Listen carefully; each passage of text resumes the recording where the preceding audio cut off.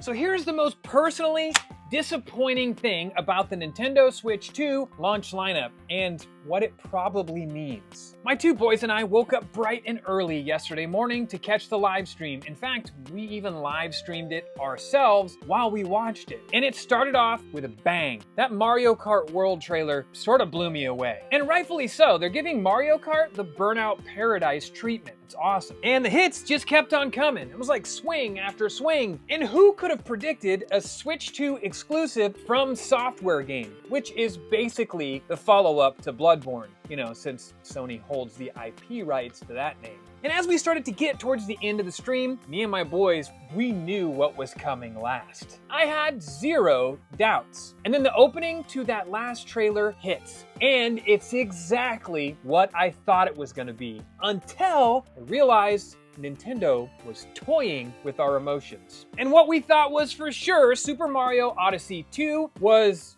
Donkey Kong Bonanza? Now don't get me wrong, the game actually looks really good. In fact, it looks suspiciously similar to the game we were expecting. Now let me explain, I'm not some sort of DK hater or anything like that. Super Mario Odyssey was in fact the very first game I ever completed co-op with my son. It was a very special father-son moment for us, which has put that game and its soundtrack on a very high pedestal for the both of us. And it wasn't but a couple years ago when Nintendo confirmed that they were working on a sequel to Super Mario Odyssey. And naturally, it would probably launch with the Switch 2. Wrong. And here's what I think happened. It is very clear that DK Bonanza was developed by the same team as Super Mario Odyssey. In fact, I think it started its life as Super Mario Odyssey 2. We then have the success of the Super Mario Bros. Film. Massive success. And Nintendo missed a very large opportunity by not releasing a new Mario game at the same time as the Super Mario Bros. Movie. They're probably not gonna make that mistake again.